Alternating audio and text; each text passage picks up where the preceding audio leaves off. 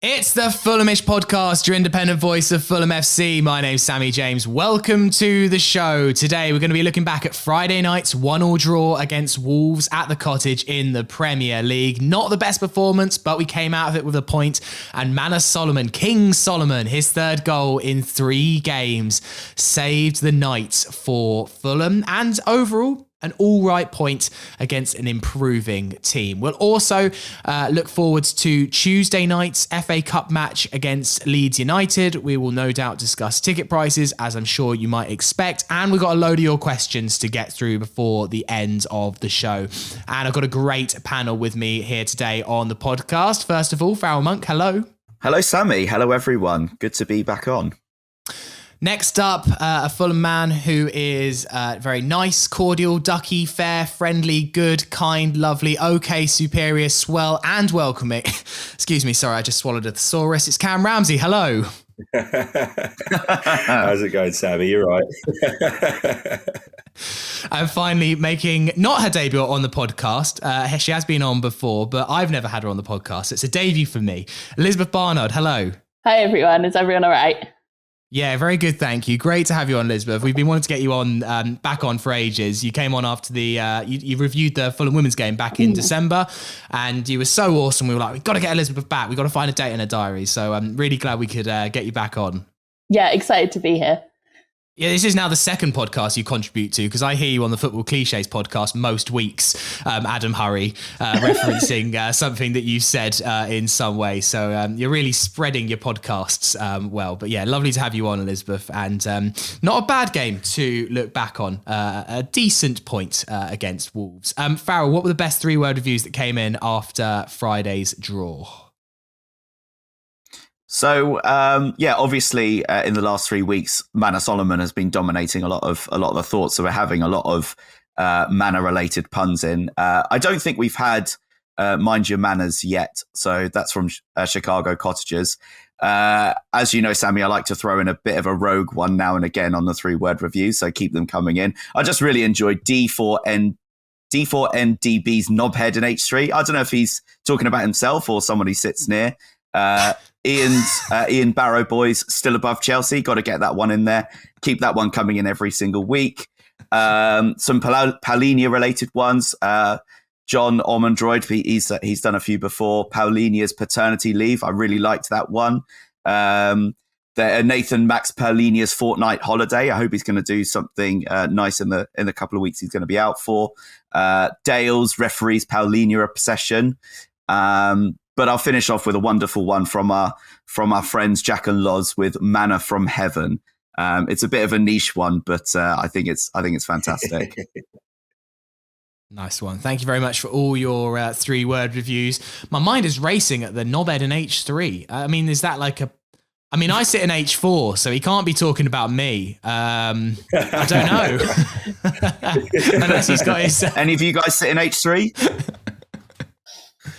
No, I'm H5, but H1. I could be stung for that as well, to be quite honest with you. Well, any of you listening that sit in H3, they might be talking about you. Who knows? Who is the knobhead in H3? Let's get on to Friday night's game. And Cam, I was a bit worried going into this one. I had a bit of a debate with a few people on the Fulhamish community. A couple of people were quite confident. And I just had this weird feeling about Friday. I was like, Wolves are improving. I felt like, we've ridden our luck, let's be honest, especially against Brighton, to get 3 points that we did not deserve. And I just had a feeling this one was going to be difficult. And that was exactly the way it proved. To come out of it with a point, I actually think I'm just like, great, take it.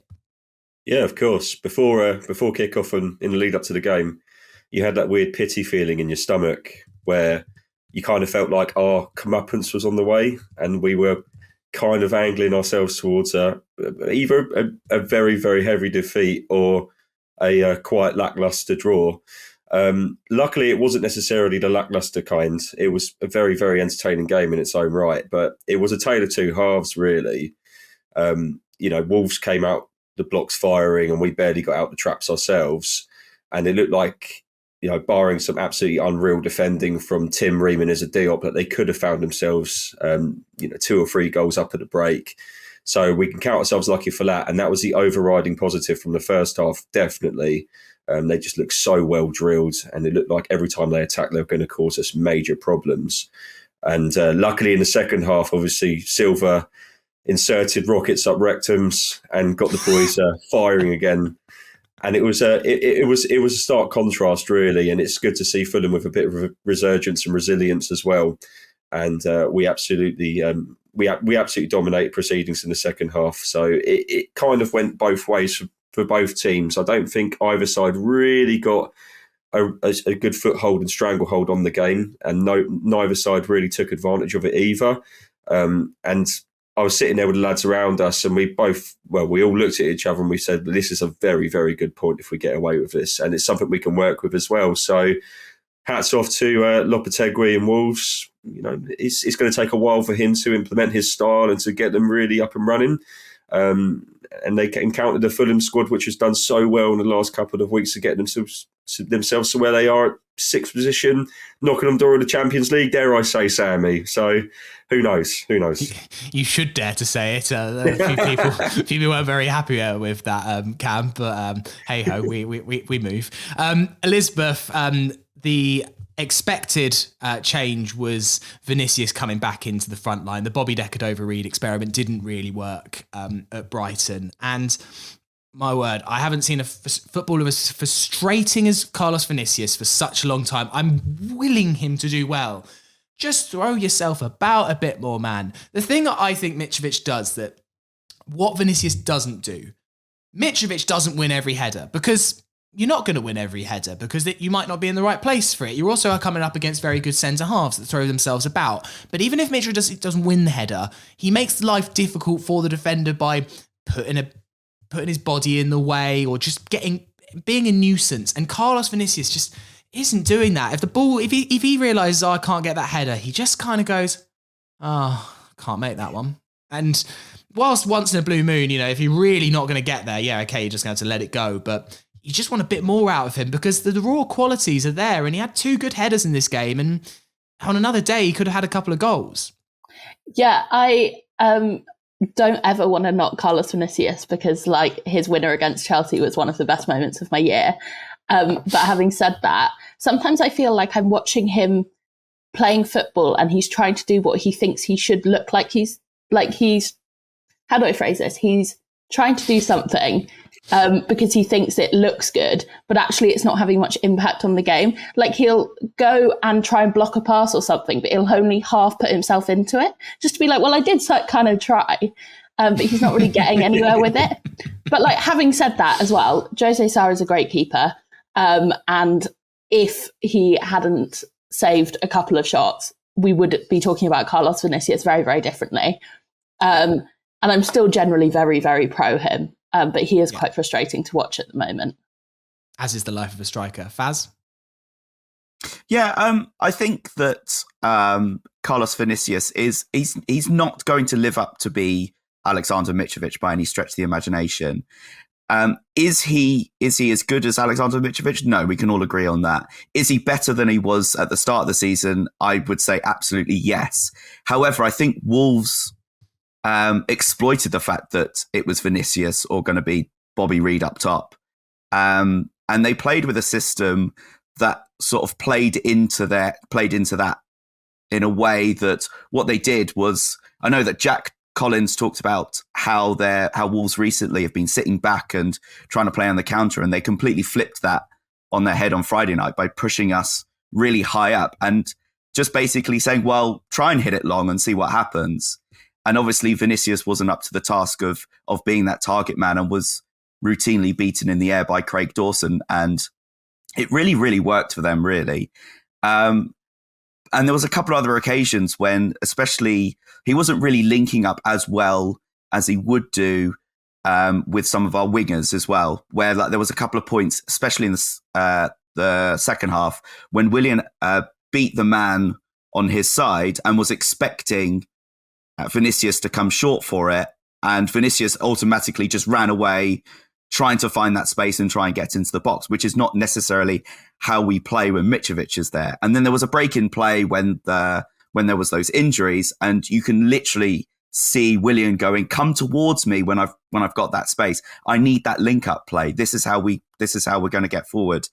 And it just shows how Vinicius is starting to adapt his style of play for Fulham, but he's still not quite there yet. But by all means, he's definitely better than any other striker that we've got in and around the squad at the moment. Muniz is nowhere near the level of Carlos Vinicius. Maybe he will be in the future, but does he strike me as a person? If he goes and starts on Tuesday night or against Brentford, if Mitrovic is still injured, I'm still okay with it, if I'm honest. Yeah, I mean, it's just, he's got to learn that actually the most important thing that Mitrovic does is his integrity to our play. Yes, Mitrovic's goals are huge and we are missing them, but we have got other players that can stick the ball in the back of the net. Mitrovic's all-round team game is actually, I think, is what like Vinicius is lacking. I'm not too bothered if Vinicius doesn't get the goals because there are other players that I'm confident that can put it in the back of the net. What I need Vinicius to do is contribute more to our team play. In fairness, in the second half, he got better. I thought there was a few more moments where he managed to just get hold of the ball and do something with it. And to be honest, his touch is very good. If he can actually get a limb on the ball, he generally finds a player. It's just a case of him actually getting to the ball and not being beaten by the defender. Craig Dawson is very good though and very wily and is very experienced. Cam, the goal that Wolves scored, I was just quite impressed with it, to be honest. I think everyone thought that Jimenez was going to go for goal with that header. It's so smart the way that he lays it back to Sarabia. It's a nice finish. From a Fulham defending perspective, they will be disappointed that no one kind of was closer to Sarabia when he struck it, but it's really intelligent from Raul Jimenez, and he seems like a player that whilst he probably isn't as good as lethal as he used to be, he's still so experienced, and he showed it then. No, of course, it's one way to end Fulham's little stretch of 3 clean sheets in the Premier League. Really, you look at Issa Diop and Tim Ream, and they've been rock solid with each other, and one sticks, the other twists. They've got a good understanding of where they need to be in defending scenarios. But Wolves were just so incisive on the break, and they really exploited the gaps that we had in behind each centre half to the full back. There was a nice pocket of space for their attackers to dwell in, just waiting for that little knockdown to tuck it away. And Jimenez he's such a fox in the box, isn't he, to use the cliche, but he is so clever at the fine arts in the final third, and just getting off the shoulder of his defender. And even if he's in close contention, he's just got the edge. I felt like he's a striker which is just so awkward to play against. And it was a really, really nice find out actually for Sarabia, who's an amazing player in his own right too. And he's somebody that is so elusive, and you've really got to be on top of your game if you're going to keep him quiet. And really well taken goal. I sat right behind it, and as soon as the ball came floating into the box, I think it was over our defenders' heads. I don't know who was on the back stick. I think it was Tim Ream, but you knew that it was going to go in the back of the net, regardless of how good Bernd Leno's been recently, and how quick our defenders are into putting those last-ditch blocks in. It was always going to end up in the back of the net for us, and it just seemed like it was a long time coming. Even last week at Brighton, we really, really had some sticky patches where we could have found ourselves a couple of goals down if it weren't for VAR and offside. So it's going to come. These are still players that they've been playing with each other a couple of months, really, haven't they? Half a season, still a relatively short amount of time for defenders to get used to each other and their habits and to understand how they want to approach games. But it's no slight on our defence in any way, shape or form. It's just very, very good attacking from Wolves, and they can do that to any team. So we were lucky. I mean, ultimately, as good as Fulham are, I think keeping 38 consecutive clean sheets is a little bit unrealistic. Like at some point, Wolves did have to score. Another team did have to score a goal against us. It was slightly inevitable. Elizabeth, one of the kind of most memorable moments, not from a good way, of the first half was this. James Wilson asks, "Can you describe the collective groan that happened in the stadium on Friday, the moment that Palhinha got booked?" As soon as he did it, I just put my head into my knees. I was like, "No!" So you knew what was coming. You knew what was coming. Just like, oh, Zhao, come on. I sit right at the front in H1, and the atmosphere is a bit questionable at times. People are all sitting down and sitting very politely. And that's the loudest that we were in the first half. Just a massive, oh my goodness. It was like a plaster being ripped off. Like we knew it had to come, but is it painful? And it's especially painful because we've got Brentford up next. Like if it was a game that I didn't care so much about winning, I would be a bit more relaxed about it. But because it's Brentford, so annoying. So annoying. And when you think back to some of the crap yellow against Brighton, I don't know if we maybe mentioned it enough on last week's podcast, but it's just not even a foul. He wins the ball. It's not even debatable. The fact you got a yellow is a disgrace. And, my dad put it right on the point when we sat next to me on Friday. And at some point, if you're going to introduce 2 match bans on the basis of yellow cards, there has to be some sort of reprieve. If there has been stupid yellow cards, you cannot have a system where for 1 match red card bans you can appeal, but for 2 match yellow card bans you can't. Like at some point, it's just not like... doesn't make sense. It's just illogical. I mean, Farrell, the good news from the night was that whilst we will miss Palhinha, Sasa Lukic came on, and whilst they are not the same player, he came on and looked very impressive in that. We kind of played the Harrison Reed role, really, but you realise now that we have got far more flexibility in that position without Palhinha than back in October when he was suspended for that Newcastle game and Chalobah had to come in. Yeah, I'm far more confident that Lukic is our option rather than that debate back then, which was a case of do we play Chalobah, Onuma, or do we play Tom Cairney in a deeper role? Now we've got someone who does have that flexibility and probably to play both of those Palhinha and Harrison Reed roles. I don't think it was a hugely impressive performance, but it was enough to give me some confidence that he would be able to fit in really, really well into the system. Whether it would be Harrison Reed dropping back into the Palhinha role, like we have seen him so many times, and then Lukic going into that Reed role, or the other way around, I don't know. But yeah, I think it was a good performance from him, and it's more minutes under his belt in this Fulham team. Yeah, it's good. It's just behind that I'm a little bit worried about. Is Cairney going to be fit in time to back that up? And do we have anyone else waiting behind that? I don't know. Harrison Reed went off, didn't he, at half-time, which is quite unusual. And he was playing with a little bit of a knock. And I'm a tiny bit concerned. Obviously, he might take the cup game off and then have the full week to recover until Brentford. But if it is something more serious, it's Lukic and who? A little bit worried about that. Bring Padraziti in. Get him in. He's just been loaned out. Isn't he? Has he been loaned out? Yeah, he got loaned out last week. But there was an option. There was an option to recall him though if we needed to. But yeah, Padraziti went on loan last week. I will find out to who. I know Peter Rutzler tweeted it, but I don't know. Nah, man, I didn't even see that. Call him back.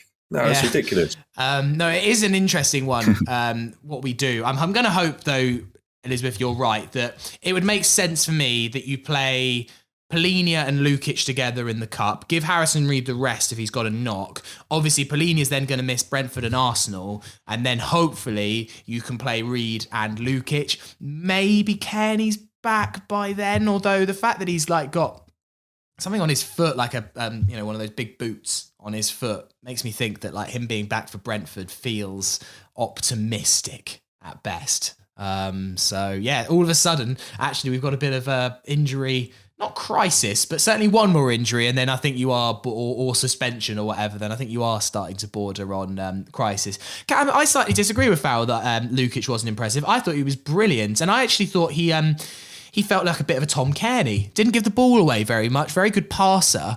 I just thought he looked very calm and composed, particularly on his first serious Premier League debut. I know he played a few minutes against Forest, but it was 5 minutes at the end. This was 45 minutes in a difficult game and against a very good midfield, and I thought Lukic looked really classy. Yeah, I mean, it's hard to match Harrison Reed's work rate and with what he offers the team in just hard yards and the mileage. But yeah, Lukic, he needs, for me, a little bit more time just to adapt to the pace of the Premier League. It's a very, very unforgiving environment in the centre of the park in the English top flight. We know that there's so many capable world-class players that he's going to be coming up against every single week. And that's no dig at Serie A either. Of course, that's a hugely impressive platform, but this is a real step up for him. And it's going to take him a few more appearances to really bed himself in and to understand what his responsibilities are. But I agree. I think he got himself on the ball nicely. He spread play when he needed to. He was quite a nuisance for their opposing midfielders to try and break through him, and he was always within touching distance of them. So they made him think about what they needed to do more than anything. And the game definitely changed with those changes, didn't it? There was more control. There was more command in the centre of the park. We weren't one step off of it anymore. We seemed to be on a level playing field with Wolves, and that was down to just upping the intensity in the midfield. And this is a player which, by all accounts, is going to be an absolute steal for us and a real asset too. In Serie A, he can also knock away a penalty. I think he scored 4 of them, so that's that base covered. So I just think once he's completely integrated, and once he understands what he's got to do on the pitch every time he gets on there, and he definitely will, he'll be starting with Palhinha. He definitely will. I love Harrison Reed. I think what he brings to the team is so unique. There isn't a player like Harrison Reed in the Premier League, or they're very few and far between, because he just gets on with the dirty work. But you see a player in Lukic, he puts the real hard shifts in.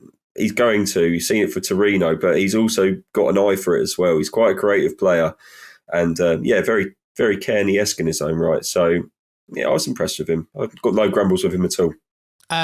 Just on Adrian Pajaziti, it was a couple of days ago. Fulham midfielder Adrian Pajaziti leaves the club. Deal set to be signed in next few hours with Norwegian's FK Haugesund on loan. I did see that. I don't know what I'm talking about. It includes an option to buy, which is a very baffling decision, because I thought that Pajaziti was kind of like next in line to be moving into our midfield. So hard to know with like academy players. I thought that Sonny Hilton was going to be the next Carvalho, and obviously he's kind of completely fallen out of the first team picture since moving on loan to Carlisle and then picking up the injury. So a very, very odd move there, but it's really hard for us to know or have any idea really as to the whys and the whens. Peter might have some more ideas, so I will ask him that on the Thursday Club as to what happened there, because he seems to be quite clued in with what is happening in our academy, and regularly speaks to academy coaches at Fulham and stuff. So hopefully Peter might have a bit more news on that. Elizabeth, let's move on to the second half and Manor Solomon. What a goal. What a hit. You knew what he was going to do from the moment he worked in on that left-hand side. Robinson with a little decoy run, and as soon as he gets a sniff of doing that shot, far post, he threatened it a couple of times. Remember in the Sunderland home game, and he was just like inches off. I think it was also the Spurs home game as well. He tried that shot, and I think Lloris saved it reasonably comfortably, but still, you could see what he wanted to do.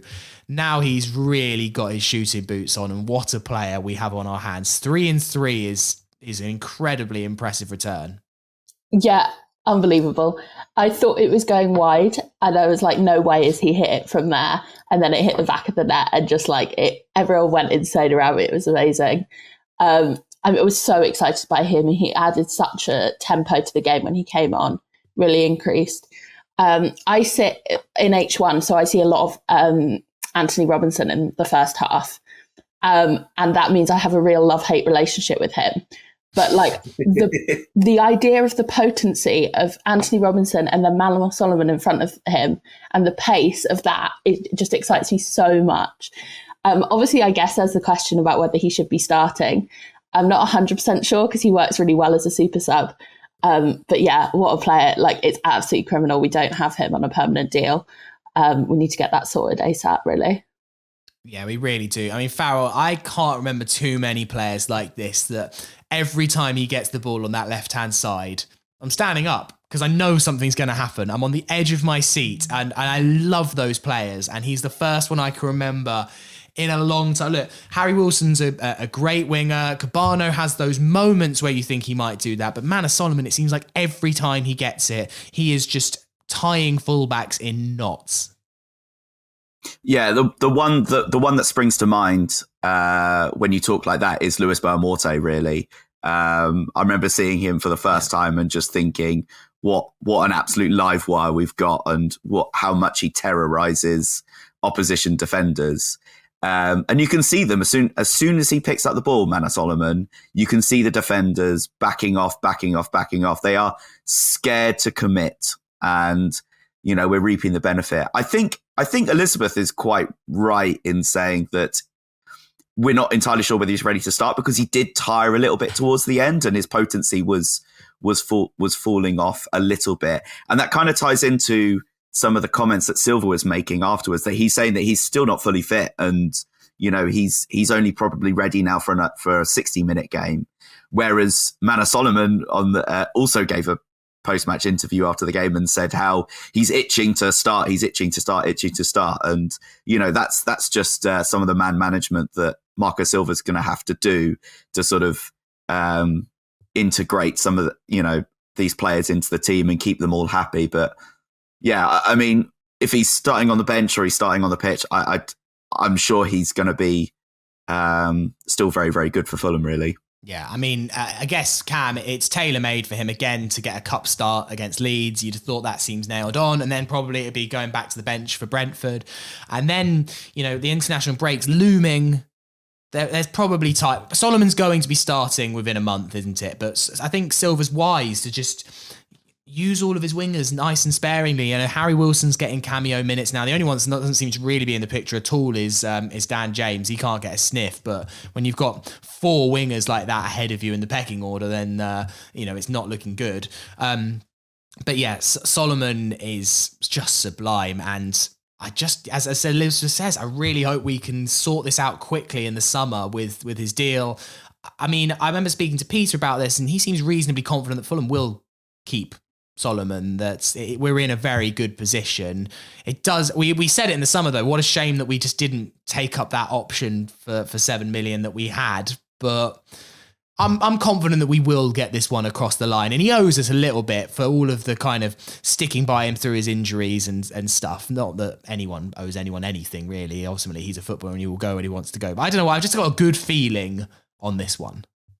Well, as we're recording this now, there's a few stories floating around on Twitter, aren't there, from Israeli outlets saying that we are in negotiations to potentially nab him in the summer on a perm. So it's good timing, really, isn't it? But I just love Manor. It's synchronised bums off seats whenever he gets himself on the ball. He is just such an exciting player to watch, and you just know he's a certified baller. There is nothing that he can't do, and it's just a matter of time before he really, really explodes for a good hour or so on the pitch. And I want us to start fast, though. I don't want us to be too conservative with our approach. I want us to go out there and hurt teams straight away and build a lead. I want us to go 2-3 goals up at the break, and he's the man that can do that for us. He just seems like such an intelligent player on and off the ball. He knows exactly where he needs to be, and he understands the runs that his teammates make as well. I mean, the decoy run that Robinson made for his goal was, that's proof enough, isn't it? They feed off each other. Straight away, he knows that Robinson's going to get himself past the defender, and he had Nelson Semedo on skates, didn't he? It was such a joy to see. And Semedo's no slouch either, but he made him look like an absolute moron out there. And I want us to do that from the off. So I really want him to start. And against Leeds, I think it's a great test for him. It's a Premier League opposition. It's a game which has a lot riding on it as well. Let's face it. If we get through Leeds, then I'm sure we can go all the way. And I want Manor to use this as his, a step ladder into the first team proper, And I think that can definitely work if we just let him off the leash from the word go and see what he can do for 60 minutes. And if he's absolutely blowing, take him off and we bring someone else on. He's done his job then. Yeah, one of my favourite things about Manor Solomon, and I think this is sometimes quite rare to see, is that he gives so much of himself. As a fan, what I want is someone who looks like they're going to die for my club on the pitch. And you don't see it that much. And the way that he goes into everything and the way that he celebrates his goals, I'm falling in love with him more and more every day. It's like a Palhinha-like romance for me. I just can't wait to see more of him, really. considering all the Manor Solomon puns that we've had recently, considering his unique arrangement, I'm surprised no one's come up with manners cost nothing.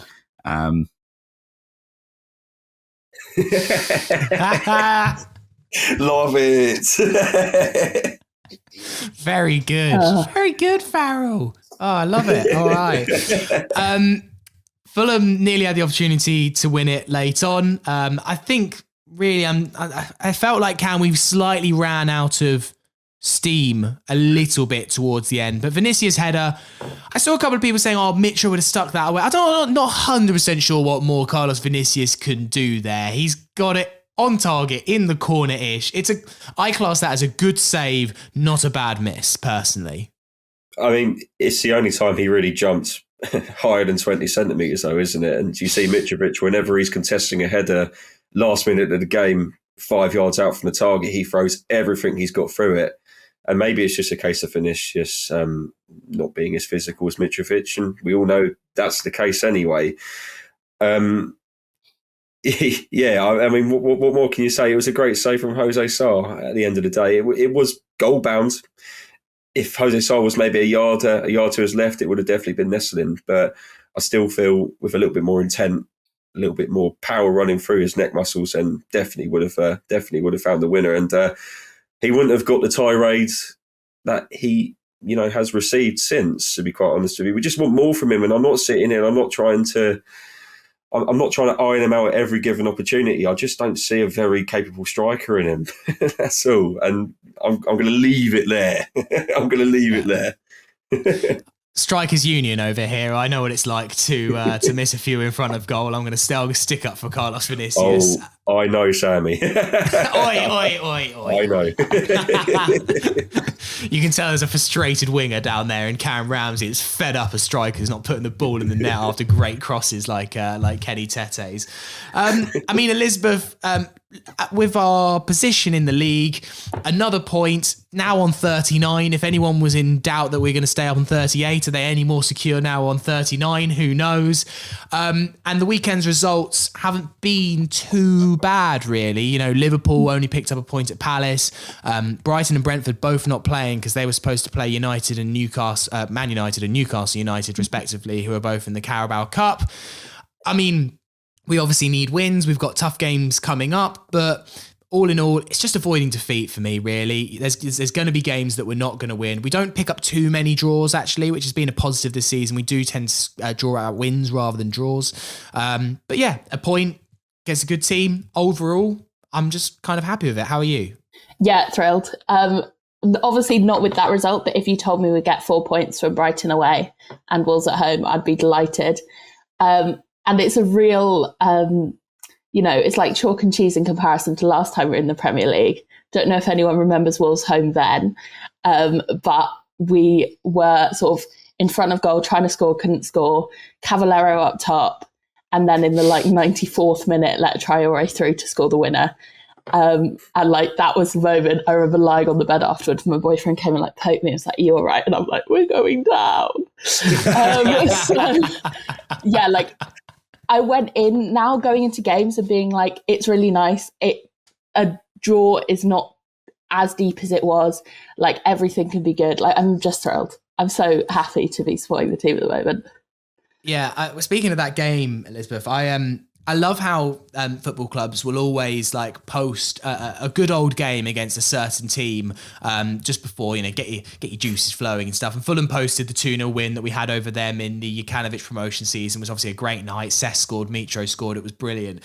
And I saw a couple of Wolves fans being like, "Oh God, this one gives me the shudders." And then Wolves posted the Adama Traore winner on their account. I thought, I wonder what Wolves have gone for then.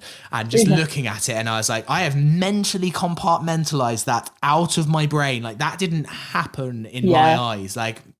Horrible sinking feeling, because that was the one. I think it was that and the Eddie Nketiah goal when Arsenal equalised were the two that season that I was like, yeah, we are going down, aren't we? The Wolves one was worse because it was a run of 3 straight defeats in winnable games, and I was like, oh no.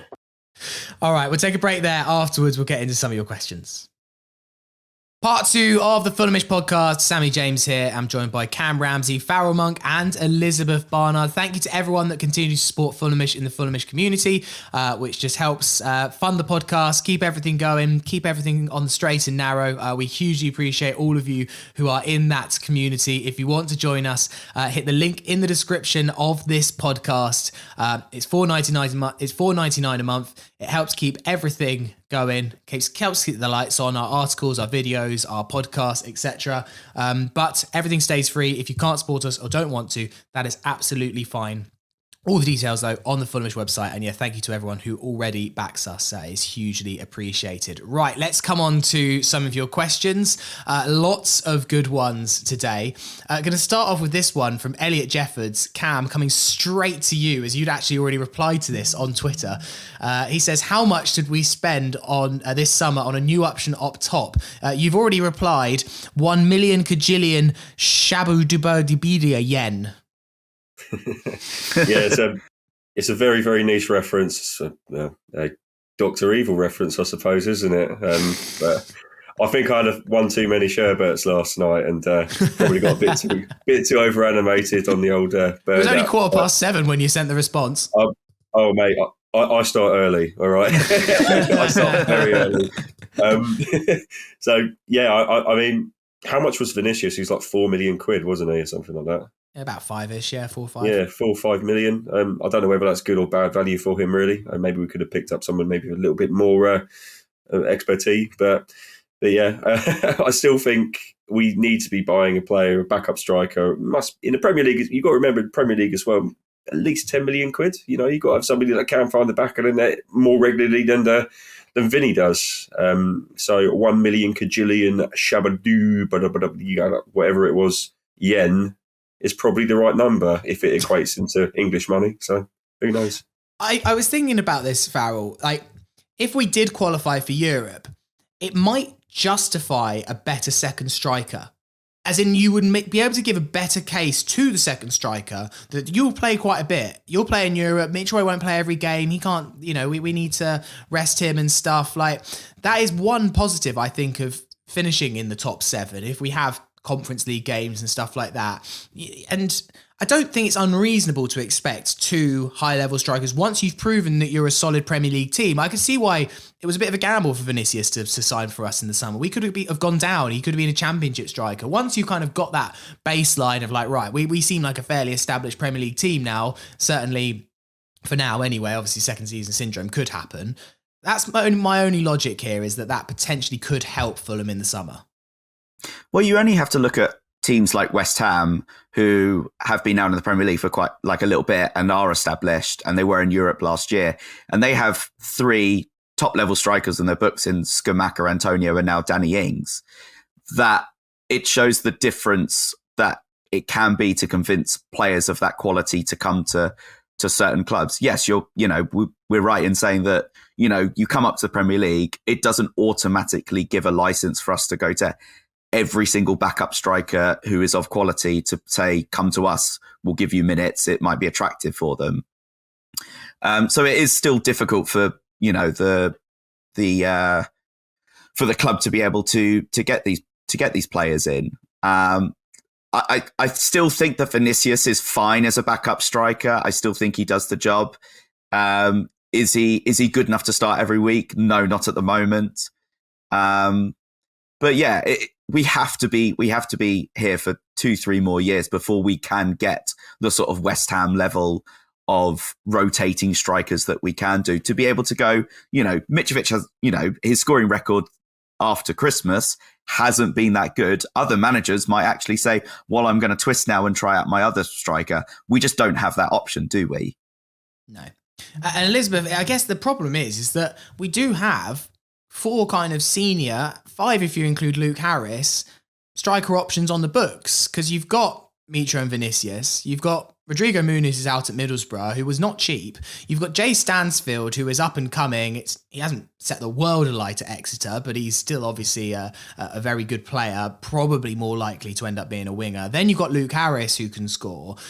So you've got to figure out what to do first with some of those options. A bit like in midfield where we had players like Onuma and Chalobah. You're going to have to reassess that in the summer and sit down and work out who realistically can play in the Premier League and who's actually got it. Because it feels like, particularly the Muniz situation is a bit of a tricky one really for Fulham. Because if he can't cut it at Middlesbrough, I don't think he's going to be a good enough backup striker for us in Europe next year.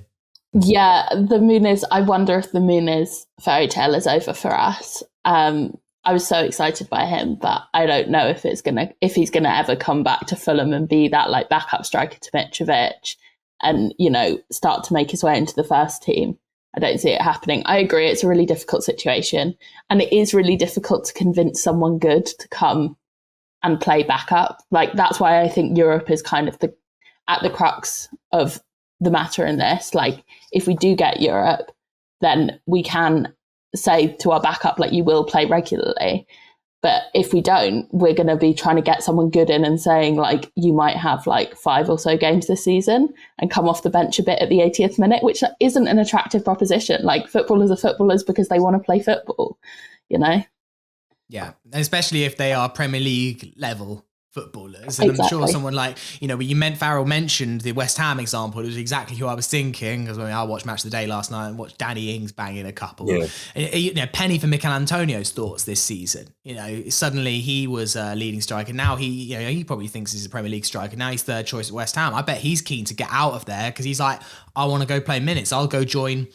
He must be looking at Wolves thinking like, I could bloody do a job at Wolves considering the problem they've got with strikers and stuff. Like, strikers that want to play and score goals. It's hard to keep them happy and stuff like that. So it's not an easy one. Let's come on to this one from Chris Harris. Elizabeth, I'll get your thoughts on this. Says, last 10 games, we've only conceded 5 goals, which is the joint best defence in the league with Newcastle. Is Silva getting the credit for how he's transformed the backline? It is sensational, Elizabeth, how we've gone from early in the season that I was so worried about our defence. We were conceding 2 goals a game to now, like, even conceding 1 feels like a rarity. Yeah, Diop and Ream are really it, aren't they? Like, when we had, I really like Tosin and he offers a lot. But when we had sort of like Tosin and Diop or Ream and Tosin, I always felt a lot more shaky. And knowing that we have such a good goalkeeper behind them as well.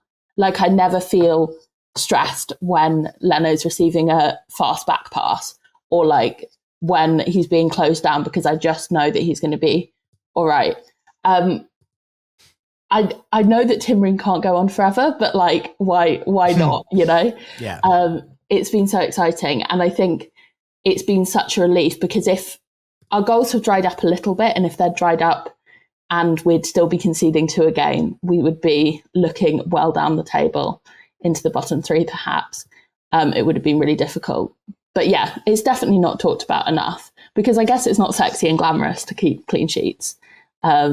But yeah, it's very impressive.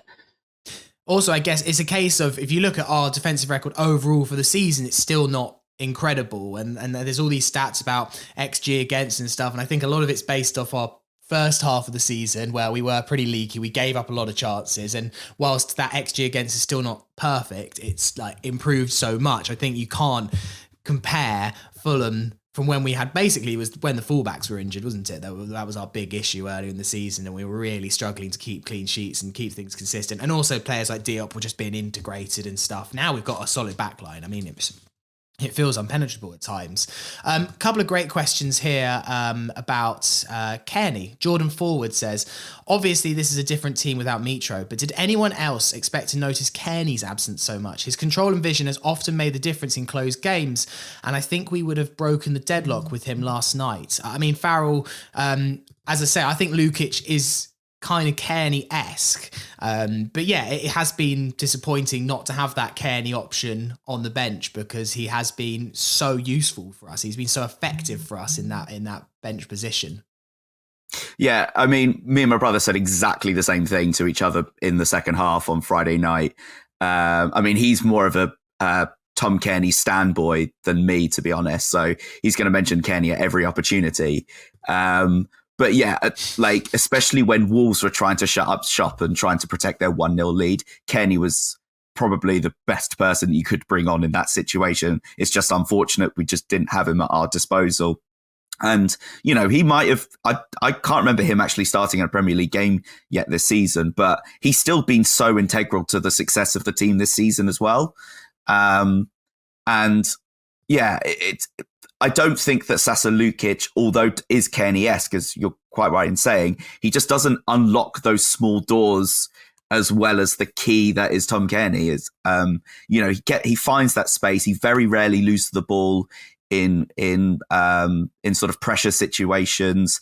He progresses the ball up the pitch in really well. But we've been talking about this for almost 6 years now, how good Tom Kearney is, and we know how good he can be. It is very disappointing, and it's just so annoying that it's come at the same time that Palhinha will be out for 2 games as well.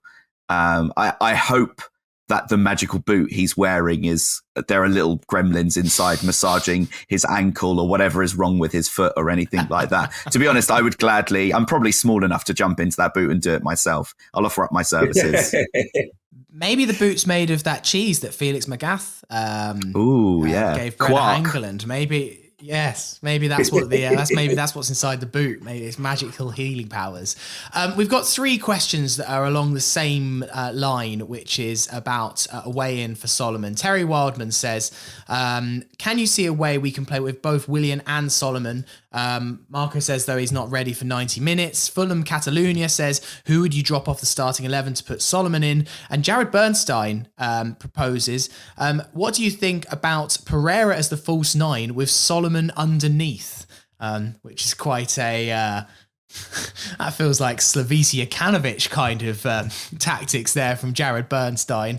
Very rogue, but, you know, could be an option. Elizabeth, what do you think is the solution for Solomon? I do wonder if there is a way of playing Willian and Solomon, but then Willian on the right just doesn't feel like quite as effective, and Solomon doesn't look like he can play anywhere else but the left.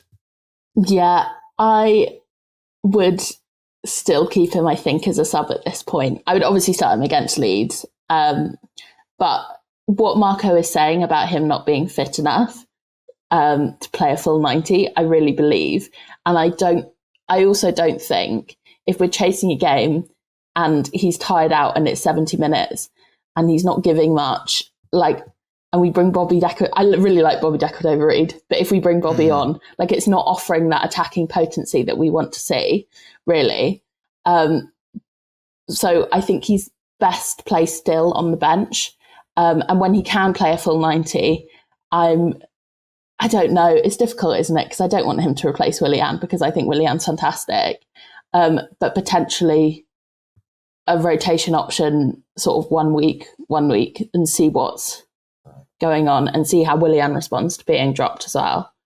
The interesting thing, and it's a nice litmus test to how we fit all of those players in going forward, because you have, I think I'm probably right in saying that the 3 out and out wingers that are likely to start week in, week out are Solomon, Willian and Decker-Reid. With Friday night, in hindsight, I thought taking off Decker-Reid instead of Willian was probably the wrong decision. I don't want to criticize Silva too much because I think he's been obviously brilliant for us. But I thought Decker-Reid was more effective in the first half. However, it's so difficult to take off Willian when he's been so brilliant throughout the season. I think that Willian was kind of off the boil in the second half, playing off the right-hand side instead of the left. And especially in the first half, I thought Bobby Reid was probably our most effective attacker, in all honesty. Yeah. He was linking up very, very well with Kenny Tete, and we lost a bit of that energy down that right-hand side. I think it's mainly because it looked like that way because I sit that side of the Johnny Haynes stand, so it sort of sticks out to me a little bit more that, maybe that's an argument that if you want to start Solomon, you start Decker-Reid on the right-hand side rather than Willian. But it's tricky. Yeah, no, completely. Brian Chapman says, Cam, I'll come to you on this one. I've seen murmurings of this for a few weeks, and I've been almost scared to mention it on the podcast. He says, I know it's sacrilege to criticise João Palhinha, but do you agree that his passing ability isn't in the same league as his tackling? Until that improves, I don't think any big teams will come in for him, which is good news for us. I kind of know what Brian's talking about here. Obviously, we love João. And as he says, it could be a good thing for us if it's actually the difference maker between him being a player for Fulham and being one of the big six midfield options. His passing sometimes is a bit shaky, a little bit, if we're being honest now. Yeah, I mean, it's questionable. He seems to get on the wrong side of simple passes, and when he goes for that Hollywood ball, it tends to end up in Bollywood, really. So it's a bit hammy, isn't it? It's a bit hammed up. But at the same time, it's definitely a benefit for us, isn't it? Because these big teams are always going to be looking at every little fine detail of a player's game, and obviously a midfielder's primary objective is to keep play rotating as effectively as they possibly can do. I know that might not be the case with Palhinha. He's a very abrasive character, as we know far too well, and it works well for us because he's just a nasty player to have in the team, and it works wonders for us when we need him to be that instigator. But yeah, sometimes when he gets himself on the ball, you are sort of sitting there thinking, just play it safe, just play it nice and safe for us. Mm-hmm. Just don't do anything stupid, and he ends up thrashing it out and hitting the hoardings on the side, or maybe even taking a child out in the lower part of the terraces.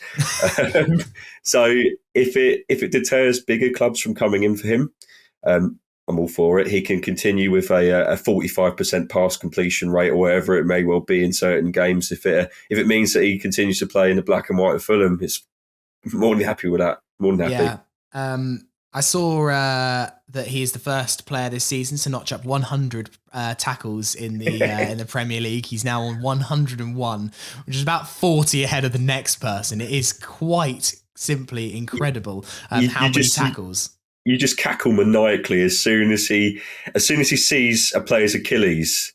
He sort of his eyes light up a little bit, don't they? Go, oh, this is where I'm supposed to be now. I'm supposed to be that guy's going to break your legs and just be a complete shithouse. Really, I love him for that. And we've been crying out for a midfielder like Palhinha for a very, very long time.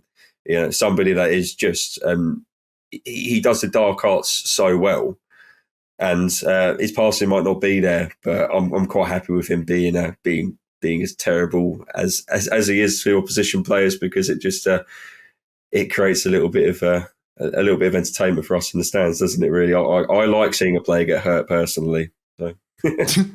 FFC Dom, on the subject of João Palhinha, Elizabeth, do you think this is right? Dom asks, do we think refs target João for yellows? I'm not one to believe in conspiracies like that, but even I have to admit that his yellows last night, and especially at Brighton, didn't deserve a card. Do you think his reputation is kind of preceding him sometimes? Yes and no. I think last night it was a yellow card tackle. Or the night before last, it was a yellow card tackle, unfortunately. Brighton, I don't think it was.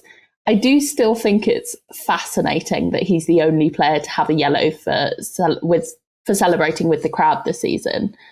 I've seen, I think I saw Matoma get into the Brighton crowd and he didn't get a yellow. What's that about?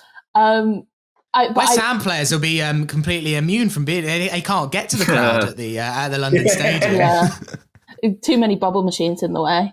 But yeah, I don't know if he's necessarily being targeted. I think that he's just making so many that some are bound to go a little bit wrong. And it is frustrating, but then Brighton's an away game, decisions go against you. As was Forest, I was expecting, I expect to pick up more yellow cards away from home than at home. Final question, which I can answer. Mickey says, once again, fellas, how much is a passport renewal? I've just typed it into Google. It costs £82.50 to renew or replace your passport if you apply online, or £93 if you fill in a paper form. You must be aged over 16 to get an adult passport. So there's the answer, Mickey. Get it done. It takes a little while. The passport office is pretty slow, and the European run could be starting as soon as August. So, get a move on. I did it recently, and it took 3 months. So, really do get on it now, I would say. Yeah, exactly. Are there any? Do we have to look up visa restrictions for some European clubs now? European countries now. Good point. No. Not bad. You just have to queue for a million hours at passport control. That's the only way you get put in the shame line, don't you? It's like here you go, nice easy EU visitors, and then here's the UK line of shame. Queue up, you morons. Which I like that some countries have made it worse than others as well. Just the ones that have got a bit more spite. Right, let's come on to previewing Leeds. In all honesty, I don't think we're going to spend much time previewing the match. Leeds are they got a good win yesterday. They've got a new manager, Javi Gracia. He finally got his visa. I would imagine that Leeds, this is not their top priority. They want to stay in the league. I would have thought they will make quite a few changes for this match. Fulham will obviously make some changes as well because it's a cup game and we've got kind of injuries to contend with. You'd imagine that Marco will go for a mostly first choice lineup, barring a few people. I'd imagine Marek Rodak might play in this match, etc., etc. But it doesn't feel like the pertinent thing to discuss before the match, really, because I don't think there's an awful lot to say, especially when it's such a burning ticket issue. Farrell, I released a piece on it this morning. There's lots of chatter about the Leeds ticket prices. We did discuss it a little while ago. These ticket prices are not going down well. The sales are very hard to monitor, but there's still a lot of seats available for this game. And it's interesting how this effectively has become not a protest because it's not organised. It's just been a show of apathy from the fan base that this £40 price point is just incorrect. If you want to, use supply and demand logic for Fulham being able to sell out their tickets in the league, whilst I don't agree with it, then the supply and demand logic comes straight back at you for this because Fulham have just got the supply wrong and misinterpreted it.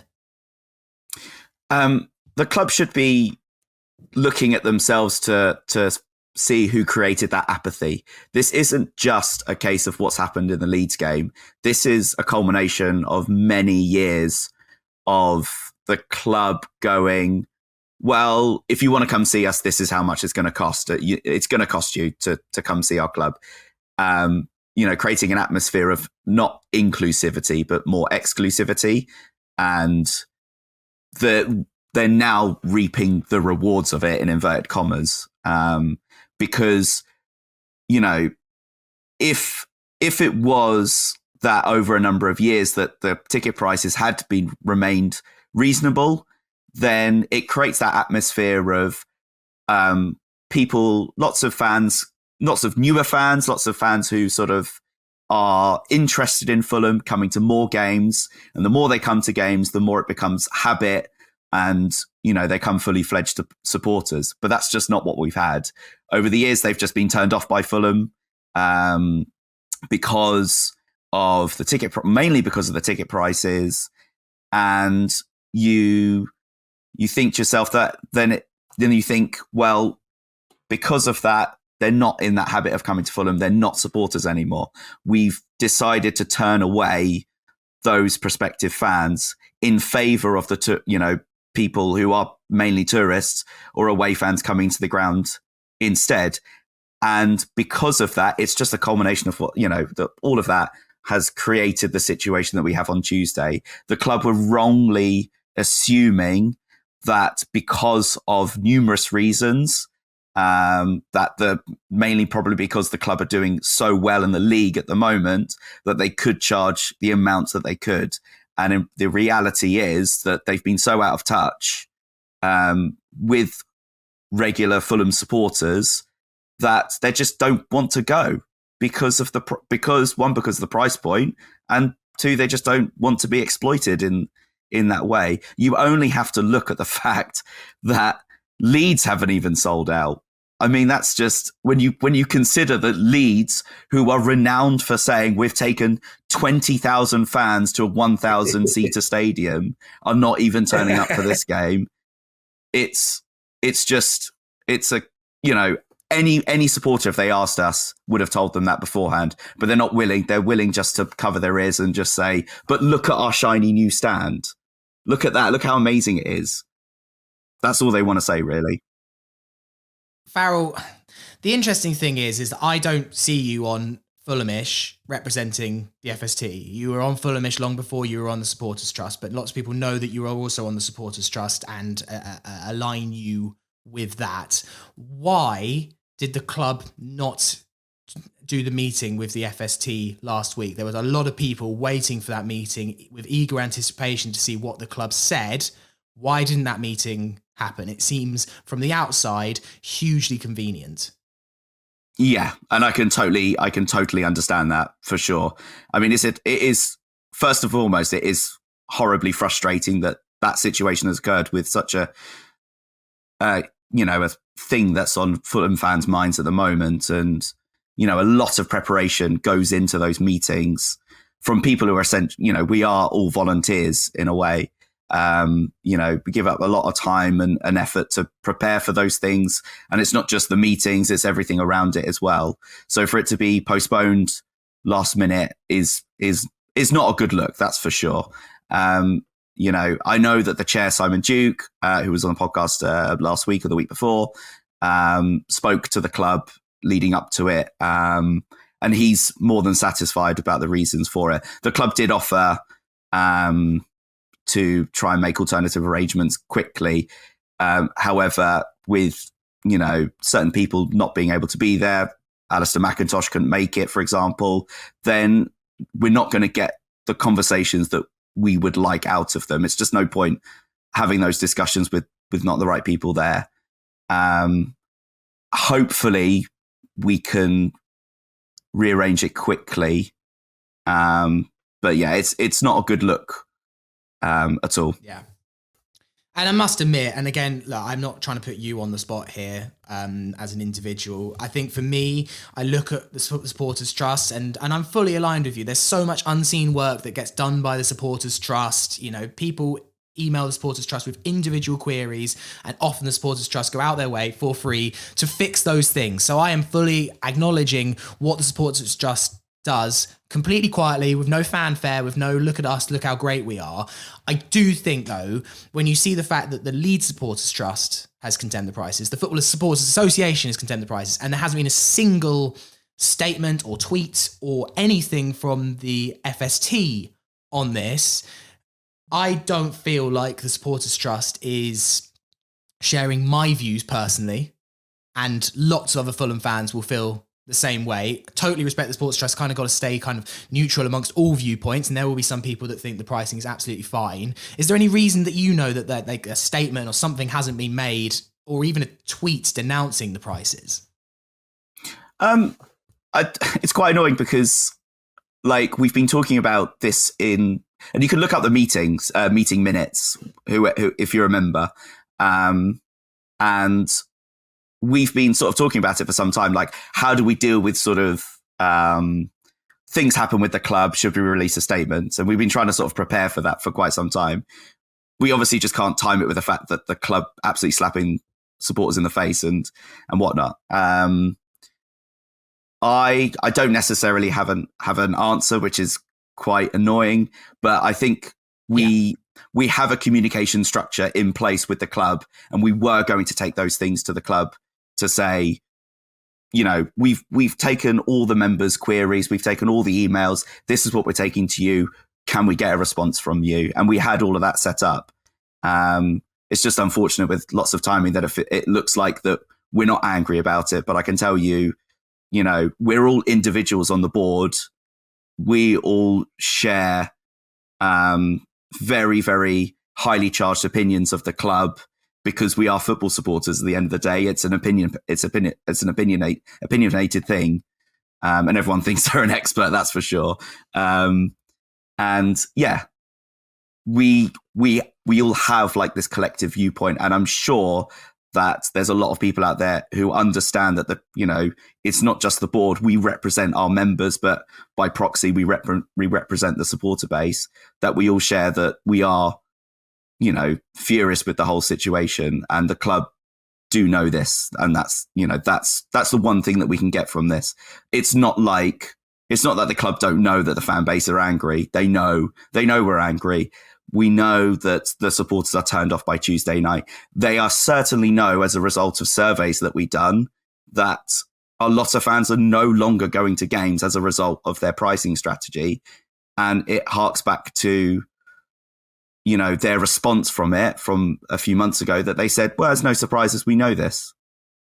And we know that they're not going to change their minds about Tuesday night. They're going to try and mitigate it. This is just the new culture of the club. And we've got to all swallow it or just walk away. Cam, what's your thoughts? Are you going on Tuesday? Have you got a ticket or not? Well, I can't comment on FST matters, of course, because no. This is just you personally. Yeah. Have you got a ticket? What do you think? Cam, slag me off. You can do it. It's fine. No, of course I'm not going to do that. But no, I haven't bought a ticket. I do think £40 is an absolute reach. Really, this is a one-off game in itself. It's a big game. I know it's a fixture which comes around so often now. Leeds versus Fulham. It's not like it's their first visit in 30, 40 years, and it's a big occasion against one of England's biggest clubs. We've seen it happen time and time again, and they're going to have very, very empty pockets in the stadium. It's just going to be so flat. Yeah. And I just don't see the sense in it personally, and I just think 20's plenty. The old Bundesliga mantra, I think that's completely fair for cup games in particular. I understand the Premier League, it demands more in terms of revenue.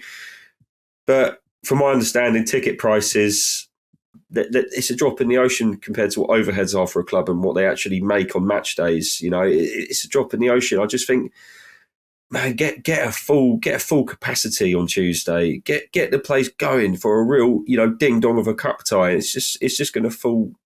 It's just going to fall flat. So no, I'm not going to go. So simple as that. Sammy, you were absolutely spot on with the headline of your article this morning by saying no one wins out of this. Absolutely no one wins, and it's just going to be so sad when so many people are going to be watching on the TV on Tuesday night thinking I should have been there, and they're not. Yeah, Elizabeth, your thoughts? Yeah, I'm not going either. It's one of those where, I live in a bit of a different city and it's a bit of a nightmare with work to make it to evening games. But, if tickets had been 20 quid, I would have gone. I just can't really justify it at the moment. It's a lot of money to spend to see a game that I can watch on telly. For a cup game that, might end up being meaningless if we don't progress. It really disappoints me, to be honest, that the club's acting like this and hasn't backed down when the sales have been so poor. And the fact that they were even this price in the first place. It's not fair and it's not right. But question, I guess that's what question for you guys. If it was not on TV and it was still £40, would you have gone? No. I would have watched it, but I wouldn't have gone. I mean, 30 quid for Sunderland was still very spenny, wasn't it? That was still quite a lot for Sunderland. Yeah. So yeah, if the tickets are 40 quid and went on TV, I guess I'll just have to miss out. I've got to point it out here that I am going on Tuesday, and a lot of people are going to be a bit surprised. But I'm kidding. In my defense, I wanted to sit in the Riverside. So as soon as I didn't go to Sunderland, I couldn't go to Sunderland. So I kind of thought, right, we get to the next round, I get home, I'd love to do the Riverside thing.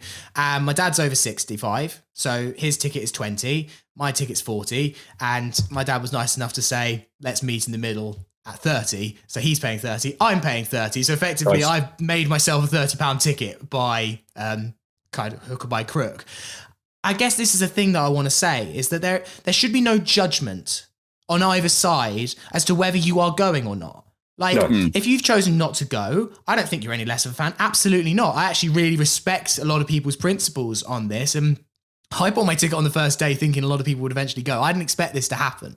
But also, I'm going, and other people will have thought, well, it's a cup game and it's an important one, and I want to spend £40 and going. Absolutely, you do you. Yeah. I don't care. If you want to spend £40 on the match and go, some people spend hundreds of pounds every game going and sitting in the middle of stadiums and sitting in hospitality. I don't judge you for that either. There is no judgment here. The fan base shouldn't be calling out each other for whether they go or not. This isn't the picket line. It's just the club have got this wrong. It's a feeling of apathy that has grown in the fan base where a lot of people just seen that price and they've just gone, nah, why would I go? And I point out the mathematics in this article that I've just written today. And I think this is particularly telling. And I was quite surprised when I actually did the digging into this. So the club receives £125,000 for the fact this game is on the television. If you win a 5th round FA Cup match, you make £225,000. So if you win on that game, that's already quite a decent amount of little takings that you're making out of a bonus game that's not guaranteed to happen. It's not a league game. A stadium full of people at £40 a ticket makes Fulham just £250,000 more than a stadium full of people at £20 because you only keep 50% of the gate receipts. You have to split 50% of these gate receipts with Leeds United. That's how the FA Cup works. I mean, one thing, if they absolutely knew they were going to sell out, you could be like, well, I kind of understand the logic. But even if they were to sell out, £250,000 more, you're going to make that if you win the game, and you're more likely to win the game if you've got a bouncing atmosphere. I think COVID football proved once and for all that there is such a thing as home advantage. Because soon as fans weren't in stadiums, suddenly away teams suddenly won more. I just think that they, as you say, Farrell, and with the headline of the article, no one wins. The fans are going to be angry, sat at home. The club's going to have lost out financially over this, possibly, especially if we don't win the match. And the most important of all, the players are not going to get the support on Tuesday that they deserve. And that's the most frustrating thing. And I would love someone to ask Marco that in a press conference. I don't think it's going to happen. I don't think, and even if Marco gets asked it, I wouldn't be surprised if Marco just goes, I don't want to talk about that. That's not my issue. And if he did, fair enough. But I would love to know Marco's actual thoughts, because I think he would be pretty annoyed by this, and he'll be annoyed when he sees those. There are going to be a lot of empty seats. It's going to feel like a second round Carabao Cup match against Exeter. And it shouldn't be that. It should be a full rocking house in the 5th round of the Cup live on the telly. And for the club to double down on this as well with newspaper adverts, really desperately trying to sell this game. I wouldn't be surprised if they've been giving tickets to local schools or residents just to fill up this stadium. And it's just mad that they couldn't just take the hit, take the L, back down, go, we got this wrong. Here's a £15 discount. If you'd already bought a ticket, here's a voucher. Yeah. And everyone would have just gone, fair play. But they haven't got the humbleness to do that. The one thing that made me laugh about the whole situation was when I think someone emailed the club, and the club responded by saying, oh, we're really sad to hear that, you find the £40 tickets too expensive, but would you like to you can sit in the Riverside instead for £40. And it's just really funny the way they've sort of worded the email. It's like, oh, I'm sorry you find this seat too expensive. Have you thought about this other seat, which is exactly the same price? Do they not see it? The thing is that it's £40 for the Riverside is okay value given, the prices that we've seen this year. But whether you get a nice seat or not a nice seat is no help to someone that wants to take a family of 4 and actually just can't afford that much money. I don't care if you're going to give me a nice seat. I just want to be in the ground. I'll sit behind a pillar if I have to in order to make it cheaper for myself. That's the thing, is £40 is £40. And given the fact that wages barely cover your household bills these days, and for a lot of people, their kind of bread and butter is, I'll get a season ticket, I'll save up for that. That's my big expense for the year. This is a bonus. This is an extra. This is a luxury. For a lot of people, I go to league matches, going to cup games and away games and stuff like that is a luxury that I've got to count up. Can I afford that luxury? Can I afford a Tuesday night FA Cup game, £40 plus going up to London? Or especially when you've got the easy option as well of BBC One, free to air television, not Sky, not BT, not cable, or you've got to have a subscription. Just anyone, anywhere, any pub is showing it, and it's just a clear case of misreading the room. Cam, Elizabeth, did you have any more you wanted to particularly add on this? I'm just hopeful that on BBC One somebody plays some sex noises over the live coverage. Because that was really good value last time. I wasn't expecting you to say that. I'm kind of banking on that happening again. That was elite viewing. So if any pranksters are out there, get yourself in those studios. On a serious point of the BBC coverage, I do hope that that they acknowledge if they're wondering why there are empty seats or stuff. They're not saying, "Oh, Fulham fans couldn't get themselves hyped up for this one." I hope that they do, and I think that they will.